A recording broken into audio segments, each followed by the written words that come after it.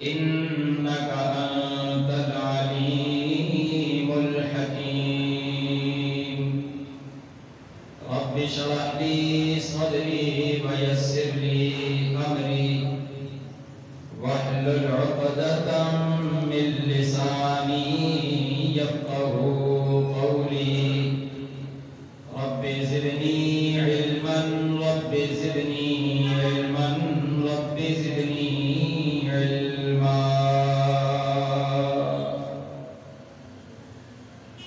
میرے واجب الاحترام قابل عزت احترام بزرگوں اور عزیز دوستوں، قرآن مجید فرقان حمید کی ایک آیت کریمہ کا ایک حصہ آپ کے سامنے ترتیب کے ساتھ تلاوت کیا ہے۔ اللہ تعالیٰ کی بارگاہ میں دعا گو ہوں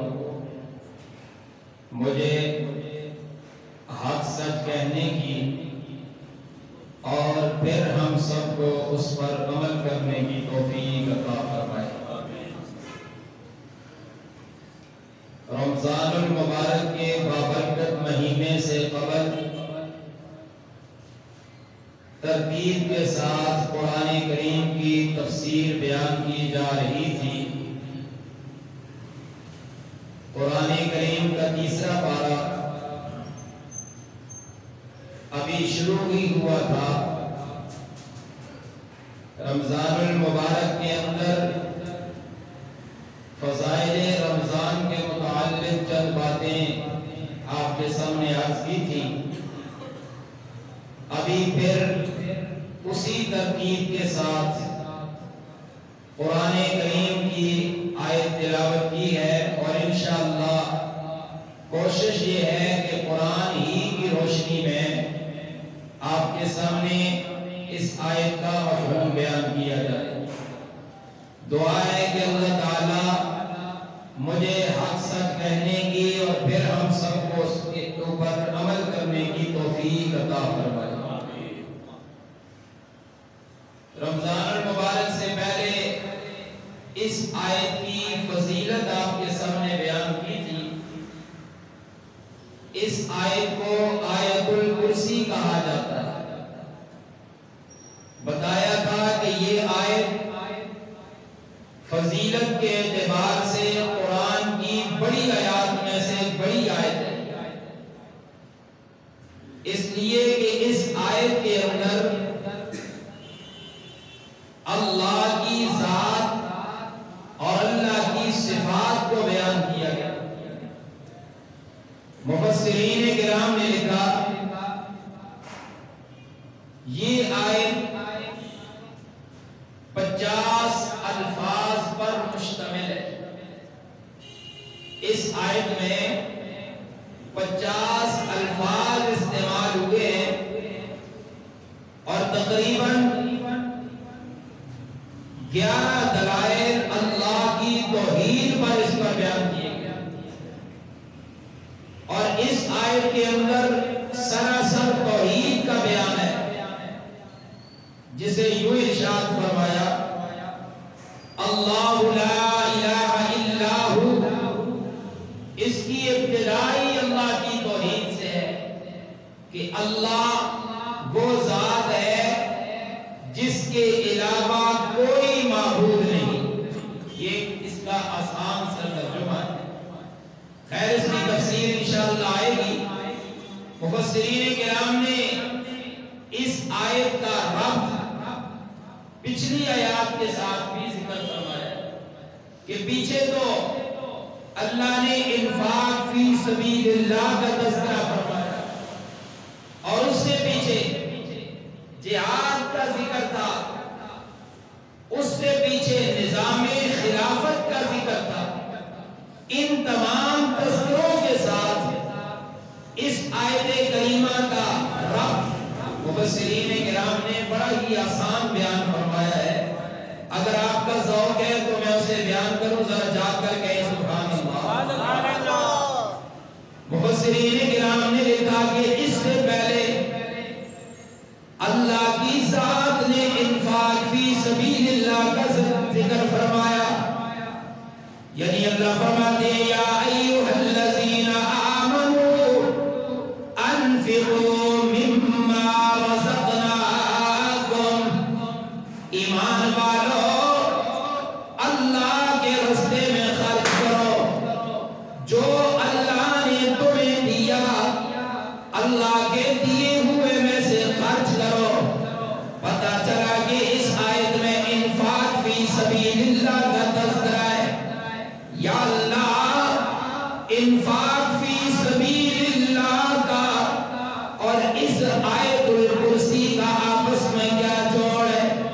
मुफस्सिरीन किराम ने इसका जवाब लिखा, आयतुल कुर्सी में अल्लाह ने तौहीद का बयान फरमाया, अल्लाह ने अकीदे का बयान फरमाया, इशारा कर दिया अपना माल जब अल्लाह के रास्ते में खर्च करोगे, अपने खून पसीने की कमाई जब अल्लाह के रास्ते में दोगे तो उसकी कबूलियत की पहली शर्त ये है कि अल्लाह पे ईमान ऐसा हो कि हम अल्लाह को वहदहू ला शरीक मानते हैं।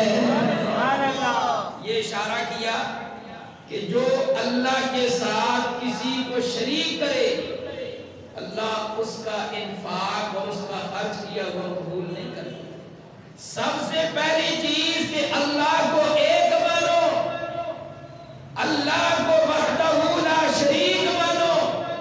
अल्लाह ने इशारा कर दिया अपना खून पसीना एक किया हुआ जब तुम मेरे रास्ते में खर्च करोगे, उस खर्च की पहली शर्त ये है, उसकी कबूलियत की पहली शर्त ये है तुम्हारा ईमान कामिल, यानी सिर्फ अल्लाह की रजा मकसूद हो, अल्लाह के गैर की खुशनुदी मकसूद ना हो। अगर 99% अल्लाह की रजा मकसूद है, 1% भी गैर की रजा मकसूद है, गैर की खुशनुदी मकसूद है, तो अल्लाह फरमाते हैं मुझे तेरे ऐसे माल और दौलत की जरूरत नहीं है। तो इशारा कर दिया अल्लाहु ला इलाहा, अल्लाह वो जात है जिसके अलावा माबूद भी कोई नहीं, और जिसके अलावा सदकों को कबूल करने वाला भी कोई नहीं। ये बतला दिया कि अगर अल्लाह के साथ गैर को शरीक ठहराओगे तो तुम्हारे अल्लाह के रास्ते में खर्च करने का कोई फायदा नहीं। फिर उन्हें ही दो, उन्हीं से अपना सवाब भी तुम तलब करो जिनकी खातिर देते हो। दूसरी बात, इससे माक़बल अल्लाह ने जिहाद का जिक्र भी किया है। जिहाद के साथ इस आयत का क्या रब्त है? अगर ज़ौक़ हो तो मैं वो भी बयान करूं। अल्लाह करीम फरमाते हैं जिहाद के अंदर इंसान अपनी कीमती जान पेश करता है, वो जान जो इंसान को सबसे ज्यादा अजीज होती है। जान से आगे कुछ नहीं होता, इंसान सब कुछ देकर अपनी जान को बचाने की कोशिश करता है। अल्लाह फरमाते हैं इंसान जब जिहाद में तू आता है, मैदान कारज़ार में आता है, अपनी जान हथेली पे रख के आता है, वो जान जो तुझे सबसे ज्यादा अजीज है, मेरे रास्ते में तू इसे निसार कर देता है, मेरे रास्ते में तू इसे कुर्बान करता है। इस कुर्बानी की कबूलियत के लिए, इस निसार की कबूलियत के लिए अकीदे का दुरुस्त होना जरूरी है। अगर तू अल्लाह के साथ किसी को शरीक ठहराता है तो तेरी जान देने का भी कोई फायदा नहीं। इशारा कर दिया कि जान अल्लाह के रास्ते में देनी है, माल और दौलत अल्लाह के रास्ते में खर्च कर रहे हैं, तो उसके लिए सबसे पहले नंबर पर, सबसे अव्वल नंबर पर अकीदे का दुरुस्त होना जरूरी है। अल्लाह खुद यहाँ फरमाते हैं अल्लाहु ला इलाहा इल्ला हु, अकीदा ये हो कि अल्लाह के अलावा कोई माबूद, जोर से, अल्लाह के अलावा कोई माबूद नहीं है। اللہ اپنی معبودیت کے اندر بھی وحدہ لا شریک ہے، اللہ اپنے مسجود ہونے میں بھی لا شریک ہے۔ یعنی جس طرح عبادت ایک اللہ کی ہے، معبود وہ ایک اللہ ہے، اسی طرح یہ پیشانی بھی اسی کے سامنے جھکے گی، غیر کے سامنے نہیں جھکے گی۔ تو اللہ کیا فرماتے ہیں؟ آئیے ذرا آیت الکرسی کا بیان کرتے ہیں۔ آیت الکرسی کیا کہتی ہے؟ اللہ فرماتے ہیں اللہ لا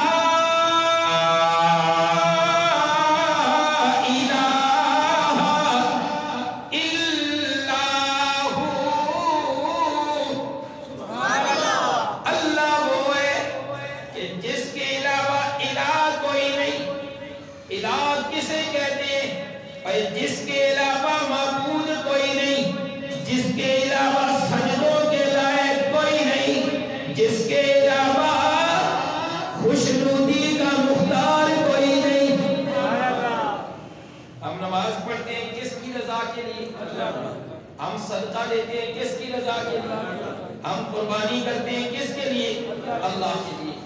اے میرے بندے، میری رضا کے علاوہ اگر تو نماز پڑھے گا تیری نماز بھی قبول نہیں۔ یہ معنی ہے اللہ وہی معبود برحق ہے، وہی مسجود برحق ہے، ایک اللہ، اس اللہ کے ساتھ کسی کو شریک نہ کرو، پھر تمہارا مال بھی قبول کیا جائے گا، تمہاری جان بھی قبول کی جائے گی۔ اس میں اللہ توحید کا بیان کرتے ہیں۔ توحید کسے کہتے ہیں؟ توحید کا معنی، توحید کا مفہوم کیا ہے؟ اس آیت میں بھی توحید ہے، اور قرآن کا 30واں پارہ سورہ اخلاص، اس کے اندر بھی اللہ نے توحید بیان فرمائی ہے۔ ذوق ہو تو مختصر انداز میں وہ بھی بیان کروں۔ اللہ فرماتے ہیں کل، میرے محبوب فرما دیجئے، هو اللہ احد، ساری کائنات میں اعلان فرما دیجئے کہ اللہ ایک ہے۔ اللہ سارے بولو، اللہ ایک ہے، اور ایک بھی ایسا اللہ الصمد جو بے نیاز ہے۔ ہمیں اللہ کی احتیاج ہے، ہمیں اللہ کی ضرورت ہے، اللہ کو کسی کی ضرورت نہیں۔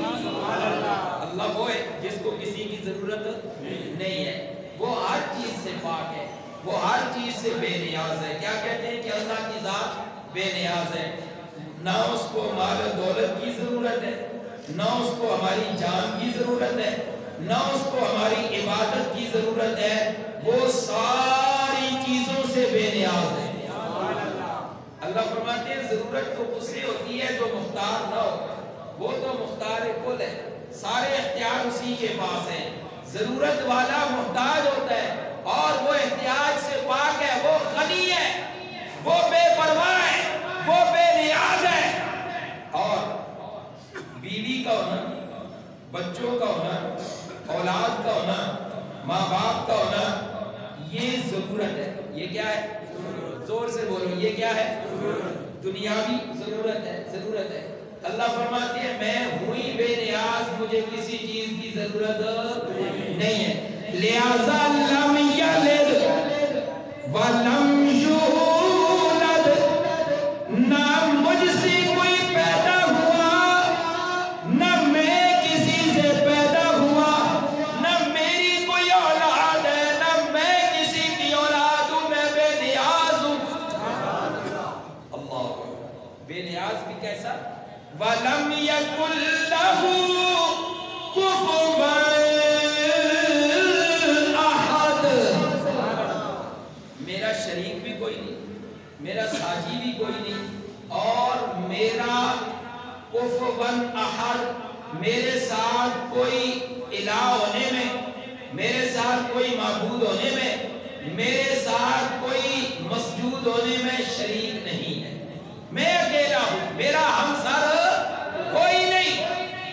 اکیلی ذات کون سی ہے؟ اللہ. یہی معنی ہے اللہ لا الہ الا ہو. اللہ وہ ذات ہے جس کے علاوہ سجدوں کے لائق کوئی نہیں، جس کے علاوہ عبادت کے لائق کوئی نہیں. اللہ وہ ذات ہے جو سب سے عالی شان، ساری کائنات مخلوق ہے، وہ خالق ہے. اور جو مخلوق ہوتی ہے وہ معبود نہیں ہو سکتی. مخلوق معبود نہیں ہو سکتی. مشرکین ہیں جو اپنے ہاتھوں سے بت تراشتے ہیں، مشرکین ہیں جو اپنے ہاتھوں سے بت بنا کر پھر انہیں سجدے کرتے ہیں. اللہ نے ان کی مثال دی ہے قرآن کے اندر. اگر ذوق ہو تو میں وہ بیان کروں، ذرا جاگ کر کہیں سبحان اللہ. اللہ فرماتے ہیں یا ایھا الناس، اے لوگوں. سوال پیدا ہوتا ہے اللہ کریم کون سے لوگ مراد ہے؟ اللہ فرماتے ہیں الناس کی الف لام استغراق کے لیے روح زمین کی ساری کائنات مراد ہے. چاہے وہ مکہ والے ہوں، چاہے وہ مدینہ والے ہوں، چاہے وہ عرب والے ہوں، چاہے وہ عجم والے ہوں، چاہے کسی بھی نسل سے تعلق رکھتے ہوں، ساری کائنات کو مخاطب کر کے فرمایا لوگوں ضریب مثل، میں ایک مثال بیان کرتا ہوں، فاستمعوا لہ، کان کی کھڑکیاں کھولو. فاستمعوا لہ، کان کو ذرا متوجہ کرو. اللہ ایک مثال بیان کرتے ہیں. اللہ فرماتے ہیں فاستمعوا لہ، بس خوب توجہ سے سنو، کان ذرا متوجہ کرو. ایک مثال بیان کی جا رہی ہے. یا اللہ کون سی مثال؟ اللہ فرماتے ہیں ان الذین تدعون من دون اللہ، جو لوگ اللہ کو چھوڑ کر، اللہ سے ہٹ کر غیروں کو پکارتے، اللہ کو چھوڑ کر بتوں کو پوجتے، لن یخلقوا ذبابا، وہ بت، وہ معبودان باطلا ایک مکھی بھی پیدا نہیں کر سکتے. ذباب کسے کہتے ہیں؟ مکھی کو. دیکھیں دنیا میں سب سے کم تر اور سب سے گھٹیا چیز ایک مخلوق میں وہ کیا ہے؟ مکھی. کیا ہے؟ مکھی. ایک جگہ پہ فرمایا مچھر. اللہ فرماتے ہیں ان اللہ لا یستحی ان یضرب مثلا ما بعوضہ. اللہ مچھر کی مثال بیان کرتے ہیں اور ادھر مکھی کی مثال بیان کرتے ہیں. اللہ فرماتے ہیں جنہیں تم پوجتے ہو اور جن کی تم عبادت کرتے ہو اللہ کو چھوڑ کر، وہ ایک مکھی بھی نہیں پیدا کر سکتے. ذرا ایمان سے بتلاؤ کیا کوئی بندہ مخلوق پیدا کر سکتا ہے؟ زور سے بولو. اور اب اللہ ایک اور بات فرماتے ہیں مکھی پیدا کرنا تو دور کی بات، ایک نہیں، ایک علاقے کے نہیں، بلکہ روح زمین کے معبودوں کو اکٹھا کر لو. وَلَوِ اجْتَمَعُوا لَهُ، ساری جمع ہو جائے ایک مکھی بھی پیدا نہیں کر سکتے. اللہ آگے کیا فرمایا؟ وَإِن يَسْلُبْهُمُ الذُّبَابُ شَيْئًا، اور پیدا کرنا تو دور کی بات، تمہاری کسی چیز سے مکھی کوئی چیز لے کر اڑ جائے، میٹھا ہے یا کوئی اور چیز ہے جس کے اوپر مکھی بیٹھی اور مکھی اپنی منہ میں تھوڑی سی چیز لے کر اڑ جائے. اللہ فرماتے ہیں وَإِن يَسْلُبْهُمُ الذُّبَابُ شَيْئًا لَا يَسْتَنقِذُوهُ مِنْهُ، تمہارے معبود اس مکھی سے وہ چیز چھڑا بھی نہیں سکتے. پیدا کرنا تو دور کی بات، میری بنائی ہوئی مخلوق میں سے ایک مکھی تمہاری کوئی چیز لے کر اڑ جائے، تمہارے معبود اس سے وہ چھڑا بھی نہیں سکتے. اللہ فرماتے ہیں ضعف الطالب والمطلوب،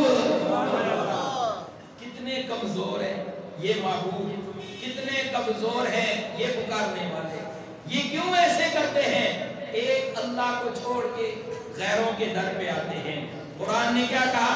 اللہ لا الہ، اللہ وہ ذات ہے جس کے علاوہ کوئی معبود نہیں، اللہ کے علاوہ کوئی معبود نہیں ہے، اللہ وحدہ لا شریک ہے۔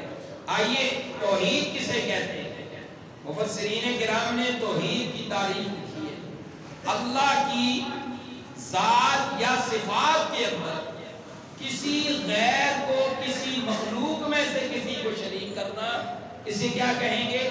کسی مخلوق میں سے کسی کو شریک کرنا، اس کو شرک کہا جائے گا۔ اور توحید کسے کہتے ہیں؟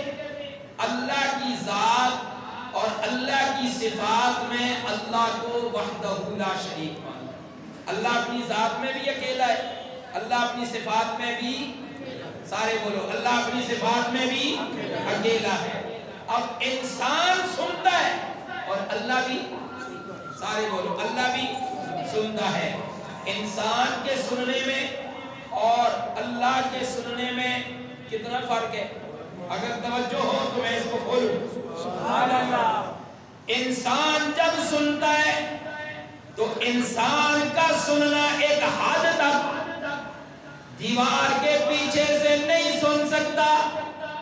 وہ اللہ جو عرشوں پر، وہ اللہ جس کا جلوہ وہاں پر، وہ ساتوں زمینوں کے نیچے، پتھر کے نیچے، رات کے اندھیرے میں، کالے رنگ کی چونٹی کچھ پکارے، میرا رب اسے بھی سنتا ہے۔ انسان کا سننا ایک حد کے اندر محدود ہے اور اللہ کا سننا غیر محدود ہے، اللہ کا سننا غیر محدود ہے۔ دوسرا فرق، انسان جو سنتا ہے اس کو سماعت کس نے عطا کی؟ سارے بولو، انسان کا سننا، قوت سماعت کا ہونا اللہ نے عطا کیا۔ پتہ چلا کہ اس کی صفت سماعت عطائی ہے اور اللہ کی سماعت ذاتی ہے۔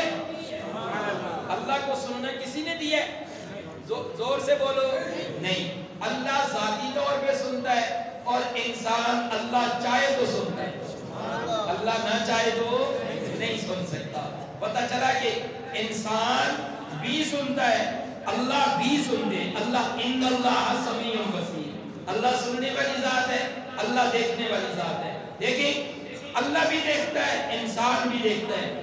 انسان دیکھنے میں آنکھوں کا محتاج، اللہ آنکھوں سے پاک۔ زور سے بولو، یہ کوئی عید گزاری ہے تو ٹھلے ہو گئے میرے، ذرا جا کے آپ کو سبحان اللہ۔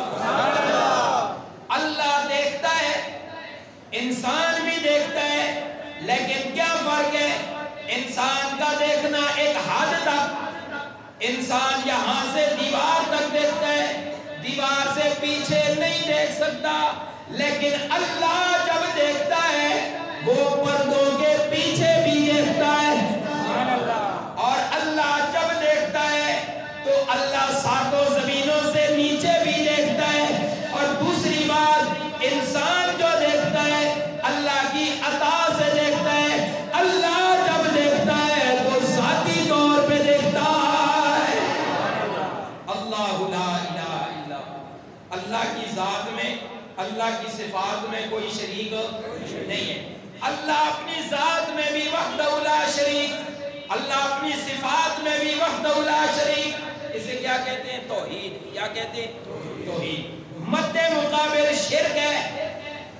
دیکھیں، شروع میں نے بتایا کہ قرآن کریم کے اندر ہے، انسان جب اپنا مال و دولت اللہ کے راستے میں خرچ کرتا ہے یا اپنی جان اللہ کے راستے میں نچھاور کرتا ہے، ان دونوں چیزوں کی قبولیت کے لیے یا کسی بھی عمل کی قبولیت کے لیے عقیدہ درست ہونا ضروری ہے۔ عقیدہ درست ہونا ضروری ہے۔ عقیدے میں پہلی چیز ہے توحید۔ اب اگر ایک انسان اللہ کے ساتھ غیروں کو شریک ٹھہراتا ہے، کسی غیر کو اللہ کی ذات میں یا اللہ کی صفات میں شریک کرتا ہے، تو اس کی جان دینے کا بھی کوئی فائدہ نہیں، اس کا مال دینے کا بھی کوئی فائدہ نہیں۔ اب آئیے، شرک کسے کہا جاتا ہے؟ अल्लाह करीम के महबूब पैगंबर आप फरमाते हैं मफहूम है अल्लाह की ज़ात में या अल्लाह की सिफात में किसी को शरीक करने को शिर्क कहा जाता है। इंसान नमाज न पढ़े तो अल्लाह इसे पूछेगा और ये अल्लाह का बंदा है, अल्लाह चाहे तो माफ भी कर सकता है। जोर से कहें सुभान अल्लाह। इंसान रोजे रखता है, अगर ये रोजे न रखे अल्लाह इससे पूछेगा, लेकिन वो अपनी शान के मुताबिक अपनी मशीयत है उसकी, वो चाहे तो ना पूछे, ये उसकी सिफत है। लेकिन वाइद एक ऐसी चीज है कि जिसके बारे में अल्लाह ने कुरान में आयत नाज़िल की। अल्लाह फरमाते हैं लोगों शिर्क एक ऐसा गुनाह है कि अल्लाह इसको कभी भी माफ नहीं करेगा। इन्नल्लाह ला यग़फिरु अन युशरक बिही, अल्लाह मुशरिक को माफ कभी नहीं करता। अल्लाह मुशरिक को माफ कभी नहीं करता। हाँ, एक ही सूरत है, वो शिर्क से तौबा करे कि या अल्लाह आइंदा तेरे साथ किसी को शरीक नहीं करूंगा। तो अल्लाह फरमाते हैं मेरे बंदे मुझे वहदहु ला शरीक मान, बाकी जो तेरे अमाल है वो मैं अल्लाह कबूल करूंगा। तो अमाल की कबूलियत के लिए अकीदे का दुरुस्त होना जरूरी है। अब इंसान के जितने भी अमाल हैं, हर अमल, देखिए ये जितने लोग काफिर हैं, इस्लाम से हटे हुए, ये दो चीजों का नतीजा है। कितनी चीजों का नतीजा है? बड़ी काबिल गौर बात है और ये बड़ी गहरी बात है। इसको अगर समझ लिया तो अल्लाह मरने दम तक शिर्क से महफूज फरमाएगा। जाकर कहें सुभान अल्लाह। दो चीजों का नतीजा है कुफ्र। Number 1 इफरात, number 2 तफरीद। बात समझ आइए, इफरात और तफरीद। अब आइए इफरात किसे कहते हैं और तफरीद किसे कहते हैं। इफरात, पहली कौमें कभी इफरात का शिकार हुई, कभी तफरीद का शिकार हुई। इफरात किसे कहते हैं? अपने मर्तबे से उठाकर अल्लाह के मकाम पे रख देना, इसको इफरात कहते हैं। और तफरीद अपने मर्तबे से उठाकर गिराकर नीचे गुस्ताखी की तरफ ले जाना, इसे तफरीद कहते हैं। पहली कौमें कोई इफरात का शिकार हुई, कोई तफरीद का शिकार हुई, अल्लाह ने इफरात वाली कौम को भी काफिर करार दिया और तफरीद वाली कौम को भी काफिर करार दिया। मिलकर दुआ करते हैं अल्लाह हम सबको इफरात और तफरीद से महफूज फरमाए। अब इफरात और तफरीद जरा इसकी मिसाल समझे, फिर आपको बात समझ आएगी। इफरात, यहूदियों को देखो, हजरत ईसा अलैहिस्सलाम को, हजरत ईसा अल्लाह के बरहक नबी हैं या नहीं? सारे बोलो, अल्लाह के बरहक नबी हैं। इसके बावजूद यहूदियों ने क्या किया? यहूदियों ने हजरत ईसा अलैहिस्सलाम को अल्लाह का नबी नहीं माना। कहने लगे ये कैसे नबी हो सकता है? तफरीद का शिकार हुए, अल्लाह के नबी की नबूवत का इनकार कर दिया और उनकी गुस्ताखी पे उतर आए।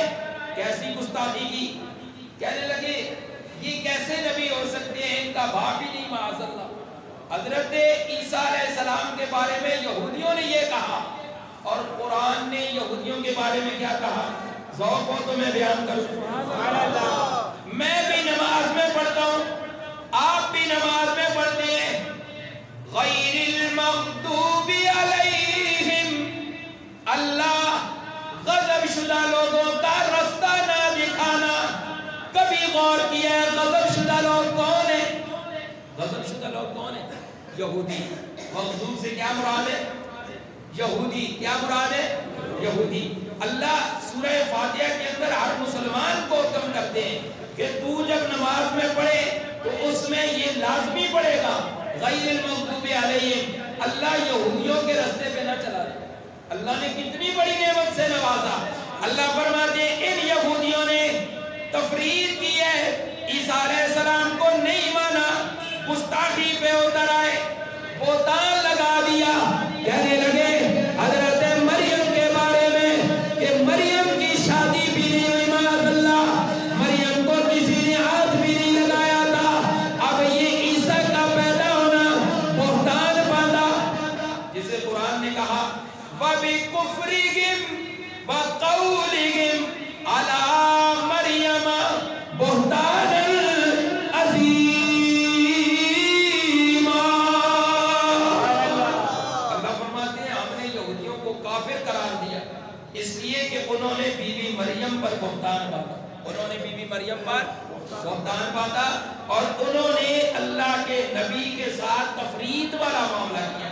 اللہ نے حضرت عیسیٰ کو برحق نبی بنایا، انہوں نے نبوت کا بھی انکار کیا اور بہتان بھی لگایا، مقام سے گرا دیا، تفرید کا شکار ہوئے۔ کس کا شکار ہوئے؟ تفرید کا۔ دوسرے نمبر پر ہے افراد۔ اب افراد کی مثال بھی سمجھیے اور اس کے بعد ہم اپنے اوپر غور کریں کہ ہم کیا کر رہے ہیں، جاگ کر گئے سبحان اللہ۔ اللہ نے فرمایا افراد کا شکار بھی نہیں ہونا۔ افراد کسے کہتے ہیں؟ مقام سے اٹھا کر اللہ کے مقام پہ بٹھا دینا، یہ افراد ہے۔ عیسیٰ علیہ السلام اللہ کے نبی ہیں، عیسیٰ علیہ السلام اللہ کے نبی ہیں۔ بات غور سے سمجھنے کی ہے، زور سے بولیے گا۔ عیسیٰ علیہ السلام اللہ کے نبی ہیں، اللہ کے بندے ہیں، اللہ کے خود فرماتے ہیں جب پیدا ہوئے لوگوں نے شک کیا، حضرت مریم سے پوچھا، حضرت مریم کو اللہ کی طرف سے حکم تھا، آپ نے نہیں بولنا، آپ نے اشارہ کرنا ہے، فَأَشَارَتْ إِلَيْهِ، آپ نے اشارہ کرنا ہے، آگے عیسیٰ جانے میں اللہ جانو، اشارہ کیا، فَأَشَارَتْ إِلَيْهِ قَالُوا كَيْفَ نُكَلِّمُ مَنْ كَانَ فِي الْمَهْدِ صَبِيًّا۔ لوگ کہنے لگے حضرت مریم سے، اے بی بی مریم کیسی باتیں کرتی ہیں، بچے بھی کبھی بولے اور وہ بچے جو ابھی بچپن میں ہے، پنگوڑے میں چھوٹے سے ہیں، وہ بھی کبھی بولے، دنوں کے بچے بھی کبھی بولے۔ اللہ اکبر، یہ باتیں ان کی زبانوں پر تھی، میرے اللہ نے حضرت عیسیٰ کو قوت گویائی عطا فرما دی۔ یہ لوگ آپس میں باتیں کر رہے ہیں، کیف نکلم من کان فی المہد صبیا، بھلے یہ گود میں رہنے والا بچہ کہاں بات کر سکتا ہے، یہ کیسے ہو سکتا ہے؟ حضرت عیسیٰ علیہ السلام فوراً بول پڑے، قال انی عبد اللہ،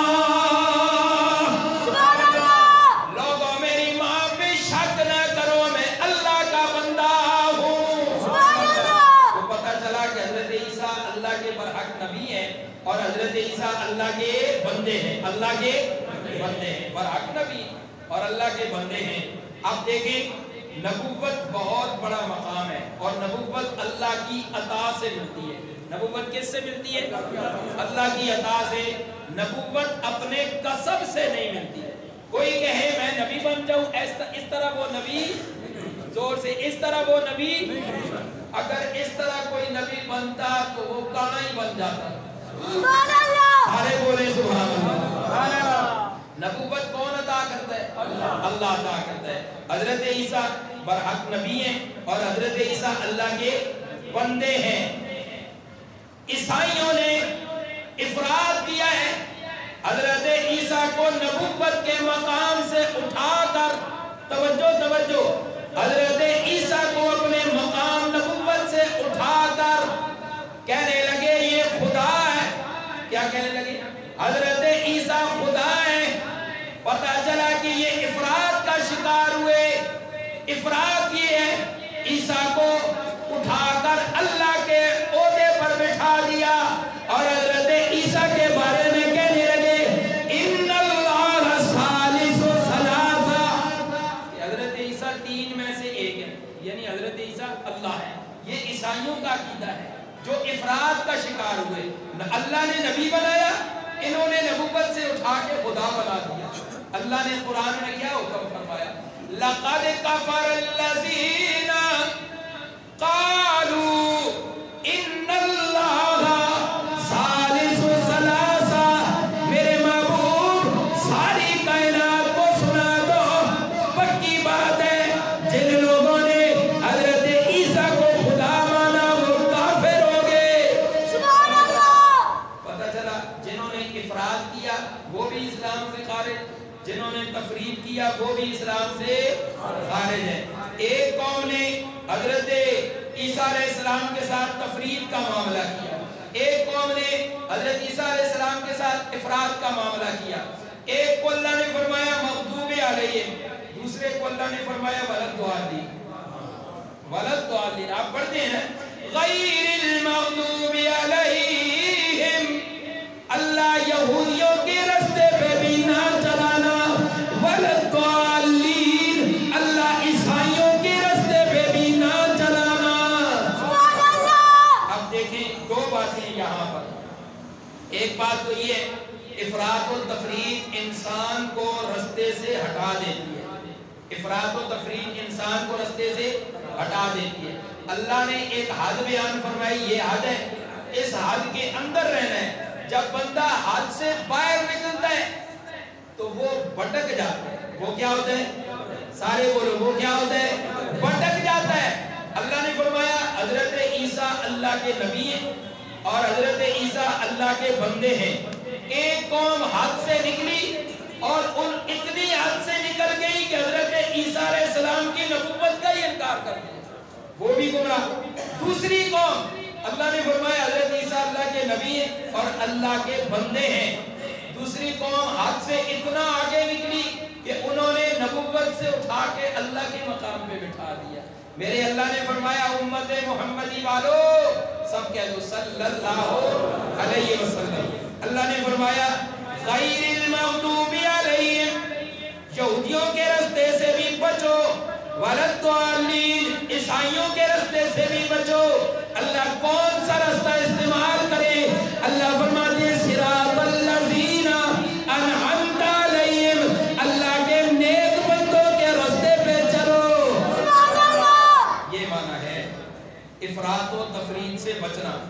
اب دیکھیے عیسیٰ علیہ السلام کو لوگوں نے، ایک قوم حضرت عیسیٰ کے ساتھ افراد کا شکار ہوئی اور ایک قوم حضرت عیسیٰ علیہ السلام کے ساتھ تفرید کا شکار ہوئی. حقیقت یہ ہے نبی ہوتے ہیں. توجہ میری طرف توجہ بھی کریں اور میرے ساتھ سے اس عقیدے کو پکائیں. نبی ہوتے ہیں، سارے بولے نبی ہوتے ہیں، بڑا مقام ہے، بلند و بالا، لیکن خدا نہیں ہوتے. سبحان اللہ. نبی ہوتے ہیں لیکن خدا، سارے بولو لیکن خدا نہیں ہوتے. سارے نبی برحق، سب سے اعلیٰ، سب سے عرفہ، سب سے اکمل، سب سے عالی شان آخری نبی میرے اور آپ کے نبی آمنہ کے لال ہیں. سبحان اللہ. جس کا ایمان ہے وہ جا کر کہے سبحان اللہ. لیکن ساتھ قرآن کا مفہوم ایک اور بھی ہے. وہ کیا ہے؟ نبی ضرور ہے، امام الانبیاء ضرور ہیں، سب سے بلند و بالا ہیں، سب سے عالی شان ہیں، سب سے اکمل ہیں، سب سے عرفہ ہیں، سب کچھ ہیں، لیکن اللہ کے بعد ہیں. سبحان اللہ. لیکن اللہ کے بعد ہیں. سب سے اونچی شان کس کی ہے؟ اللہ. سب سے اعلیٰ ذات کون ہے؟ اللہ. خالق کون ہے؟ اللہ. مالک کون ہے؟ اللہ. مسجود کون ہے؟ اللہ. معبود کون ہے؟ اللہ. اللہ اکبر. ایک شعر سنانا چاہتا ہوں، جاگ کر کے سبحان اللہ. شاعر کہتے ہیں اول حمد، یعنی اللہ کی تعریف. سب سے پہلے کس کی تعریف؟ الحمدللہ. اول حمد ثنا الہی،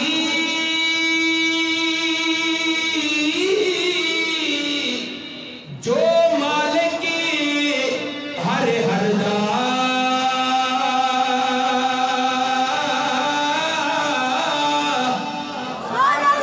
اس دا نام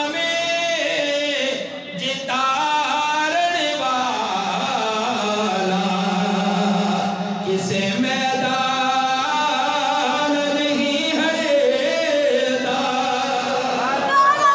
सबसे आला, जोर से बोलो, सबसे आला माबूद बरहक, मस्जूद बरहक, बाकी सारे माबूद बातें, बाकी सारे मस्जूद बातें। लोग गैरों को सजदे करते हैं नहीं करते?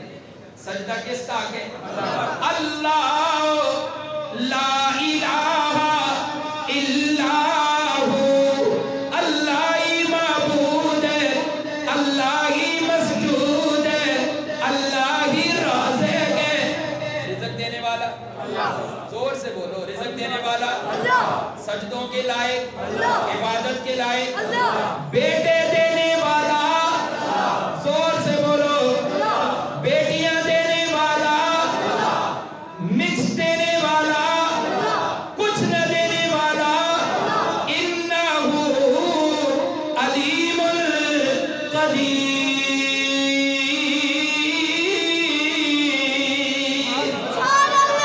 किसको बेटे देने हैं, किसको बेटियां देनी है? अलीमुन, जानने वाला, हर एक को बेटे भी दे सकता है, इस पे कादिर वो, जिसको चाहे दे, जिसको ना चाहे ना दे। वो अलीमुन कदीर है, वो आलिम है, ऐसा आलिम कि जिससे ऊपर आलिम कोई नहीं, ऐसा आलिम है। यानी अलीम और कदीर, कुदरत वाला, ऐसी कुदरत, कुदरत कादिर मुतलक, जिस पे कुदरत अबद से है, अज़ल तक है। अल्लाह अकबर, जाग कर गए सुभान अल्लाह। अल्लाह करीम फरमाते हैं सबसे पहले मखलूक में शिरक कैसे आया?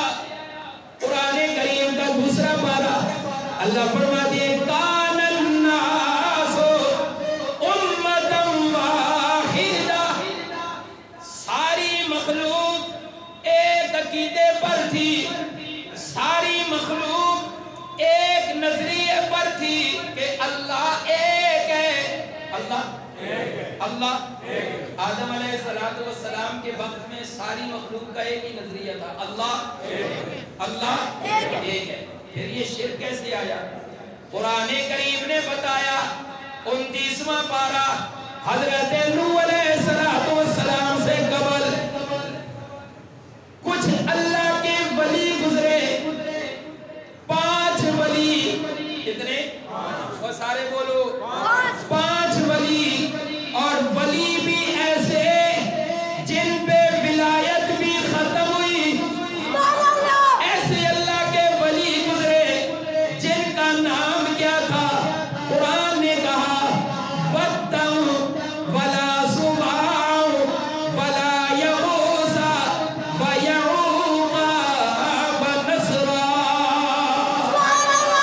ये 5 अल्लाह के बंदे गुजरे जो अल्लाह के बड़े कामिल वली थे, लेकिन अल्लाह फरमाते हैं अल्लाहु ला इलाहा इल्लाहु अल हय्य, वो हमेशा जिंदा रहने वाला। हमेशा जिंदा रहने वाला कौन है? अल्लाह। अल्लाह के अलावा सब पे मौत आएगी, जिसका ईमान है वो जाग कर कहे सुभान अल्लाह। वो वली जरूर है, कामिल वली है, लेकिन मौत पर हक है। उन पे भी मौत आ गई जब वो अल्लाह के यहाँ दुनिया से पर्दा करके चले गए। शैतान ने उनके दिलों में वसवसे डाले, शैतान ने उनको गुमराह करने की कोशिश की। अल्लाह फरमाते हैं ये शैतान इंसान का बुरा दुश्मन है। शैतान ने कहा लोगों वो अल्लाह के वली है, उनसे मोहब्बत करो, और कुरान का हुक्म है अल्लाह के वलियों से प्यार करो। अब शैतान जो बात कर रहा है, एक बात उसकी कुरान के मुताबिक कहता है अल्लाह के वलियों से मोहब्बत करो, और मेरा भी ईमान है अल्लाह के वलियों से मोहब्बत करो। अब दूसरी बात, शैतान का और मुसलमान का इख्तिलाफ कहां से होता है? मुसलमान कहता है वलियों से मोहब्बत करो जैसे अल्लाह ने हुक्म दिया, वलियों से मोहब्बत محبت کرو جیسے اللہ نے حکم دیا. شیطان کہتا ہے ولیوں سے محبت کرو، اس طرح محبت کرو کہ تمہاری محبت دنیا کو بھی یاد رہے. اللہ فرماتے ہیں دنیا کو نہیں بتانا ہے، اللہ کو بتانا. کس کو بتانا ہے؟ اللہ کو بتانا ہے. اب توجہ، ولیوں سے محبت میرا بھی ایمان، جس جس کا ایمان ہے جا کر کے سبحان اللہ.